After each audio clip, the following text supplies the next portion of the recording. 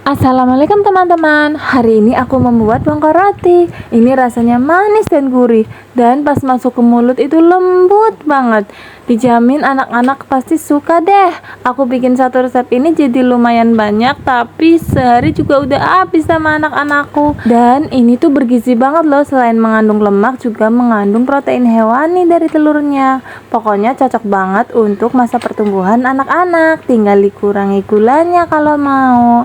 Langsung aja yuk cara buatnya. Bahan-bahannya di sini aku punya roti tawar. Ini ada sekitar 8 buah. Sebenarnya isinya 10 tapi yang 2 udah kemakan. Lalu ini santan dari setengah butir kelapa ya. Kalau misalnya nggak ada santan seperti ini, bisa pakai santan instan yang diberi air. Lalu ada gula pasir, aku pakai 4 sendok makan. Kalau nggak terlalu suka manis bisa dikurangi.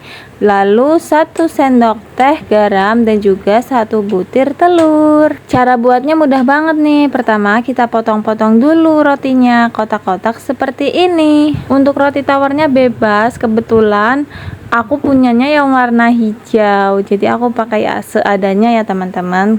Nah ini rotinya udah semua dipotong-potong. Sekarang kita taruh di baskom, kemudian kita tambahkan gula pasirnya, lalu kita masukkan juga garamnya.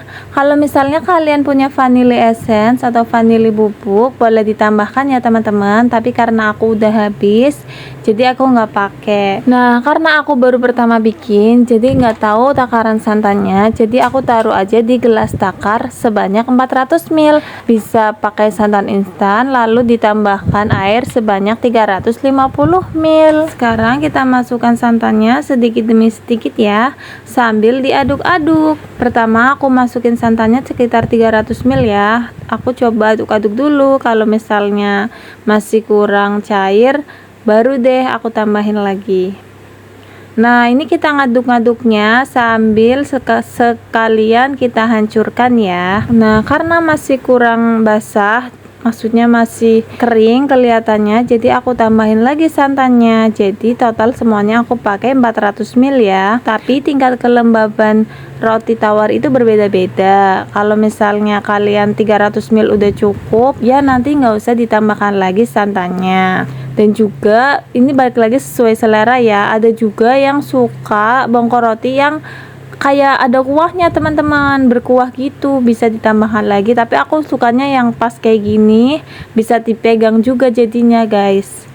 Nah kalau udah jadi adonannya seperti ini, terakhir kita masukkan telurnya. Setelah telurnya masuk, kita aduk-aduk lagi sampai semuanya tercampur merata. Nah ini adonannya udah jadi. Langsung kita ambil daun yang sebelumnya udah aku panasin di atas kompor, supaya nanti nggak mudah sobek saat kita membungkusnya. Cara bungkusnya seperti ini. Nah tuh diangkat ke atas lalu ditekuk ke tengah, yang kanan juga diangkat ke atas lalu sisi-sisinya ditekuk ke tengah seperti ini, lalu ditusuk menggunakan lidi. Aku beri contoh lagi ya teman-teman. Kita masukkan adonannya 3 sendok makan, kemudian kita lipat 2 seperti ini. Di tengahnya ada adonannya ya, lalu yang kiri diangkat ke atas lalu ditekuk ke tengah, yang kanan juga diangkat ke atas lalu dilipat ke tengah sisi-sisinya seperti ini. Setelah itu kita tusuk menggunakan lidi. Nah kalau atasnya masih kurang rapi, bisa digunting ya daun bagian atasnya. Selain itu berguna supaya nanti di tempat kukusannya tidak terlalu penuh. Kalau udah semuanya, sekarang kita kukus yuk.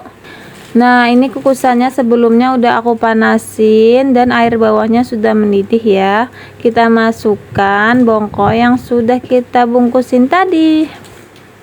Kita kukus kurang lebih 15-20 menit ya, supaya telurnya betul-betul matang. Nah ini udah 20 menit, sudah bisa kita angkat.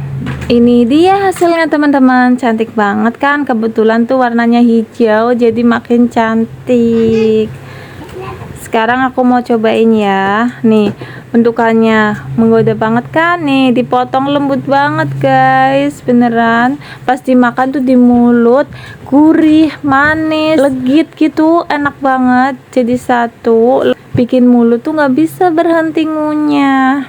Nah selain di daun, kalian juga bisa pakai mangkok stainless seperti ini atau cetakan kue juga bisa ya teman-teman. Kalau misalnya kalian gak punya daun, bisa seperti ini. Kebetulan daun aku sisa sedikit aja, jadi sisanya aku pakai mangkok stainless. Ini gak mempengaruhi rasa, cuman aromanya beda ya, gak ada aroma daunnya gitu. Pokoknya kalian harus cobain resep ini ya, bikinnya juga mudah banget kok, tinggal dicampur-campur aja. Sekian resep dari aku. Kalau kalian rasa konten aku bermanfaat, jangan lupa subscribe agar aku semakin semangat berbagi resep makanan yang enak-enak lainnya. Terima kasih teman-teman. Assalamualaikum, selamat mencoba.